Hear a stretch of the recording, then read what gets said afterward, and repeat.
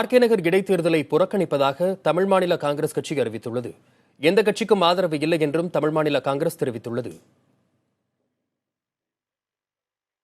ஓய்வு பெற்ற போக்குவரத்து துறை ஊழியர்கள் கடந்த 6 நாட்களாக திருச்சியில் உள்ள போக்குவரத்து கழக மண்டல அலுவலகத்தில் காத்திருப்பு போராட்டத்தில் ஈடுபட்டு வருகின்றனர்.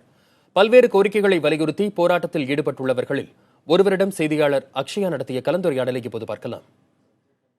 தமிழ்நாடு போக்குவரத்து துறையிலிருந்து ஓய்வு பெற்ற ஊழியர்கள் கடந்த 6 நாட்களாக போக்குவரத்து கழக திருச்சி மண்டல அலுவலகத்தில் காத்திருப்பு போராட்டத்தில் ஈடுபட்டுள்ளனர். பல்வேறு கோரிக்கைகளை வலியுறுத்தி கடந்த பல மாதங்களாக இவர்கள் தொடர் போராட்டத்தில் ஈடுபட்டு வருகின்றனர். இந்த கோரிக்கைகள் என்ன அப்படின்றது குறித்து இந்த போராட்டத்தில் ஈடுபட்டுள்ள ஒருவரிடம் பேசலாம்.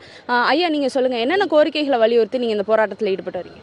எங்களுக்கு இந்த மாதம் கிடைக்க வேண்டிய பென்ஷன் 20ஆம் தேதி முடிந்து கூட இதுவரைக்கும் பென்ஷன் வழங்கப்படவில்லை என்பதை நாங்கள் இதுக்காக 6வது நாளாக தொடர்ந்து போராடி கொண்டிருக்கிறோம். ஓய்வு பெற்ற தொழிலாளருடைய பிரச்சனைகள் சம்பந்தமாக தொடர்ந்து இந்த இயக்கத்தை நடத்தினாலும் கூட இந்த அரசும் நிர்வாகமும் எங்கள் மேலே கவனம் செலுத்தாமல் பென்ஷனை கூட கொடுக்க முடியாத நிர்வாகமாக இருக்கிறது. அதே மாதிரி பஞ்சப்படி அரியஸ் ஜனவரி மாதம் 2016 ஜனவரி மாதம் 6% உயர்வும் அடுத்தாப்புல 7% உயர்வும் வந்த பிற்பாடு கூட எங்களுக்கு 13% பஞ்சப்படி உயர்வு இதுவரைக்கும் வழங்கப்படவில்லை.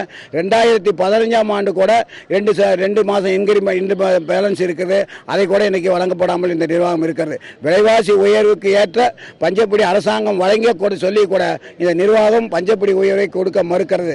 அதே மாதிரி ஓய்வு பெறுகின்ற பொழுது எங்களுக்கு ஓய்வு கால பலன்கள் முழுமையாக வழங்குவதில்லை. கம்டேஷன் என்பது பென்ஷன் வழங்குகின்ற பொழுதே பென்ஷன் கம்டேஷன் கொடுக்கப்பட வேண்டும் என்று பென்ஷன் விதியில் இருக்கு. ஆனால் இந்த போக்குவரத்து கழகம் தவணை முறையில் இதுவரைக்கும் வழங்கி கொண்டிருக்கிறது. அதே மாதிரி பணிக்கொடை என்பது பணிக்கொடை சட்டப்படி 30 நாளிலே வழங்கப்பட வேண்டும். ஆனால் 2 ஆண்டுகளுக்கு மேலாகியும் ஓய்வு பெற்ற தொழிலாளிக்கு இது பணிக்கொடை என்பது வழங்கப்படவில்லை. அதே மாதிரி தொழிலாளர்களிடம் பிடிக்கப்படிய பிஎஃப் தொகையை தொழிலாளி காசு கூட பிஎஃப் தொகையை கூட இதுவரைக்கும் 2014 போக்குவரத்து கழகங்கள் வழங்காமல் கையாளல் பண்ணுகிறது.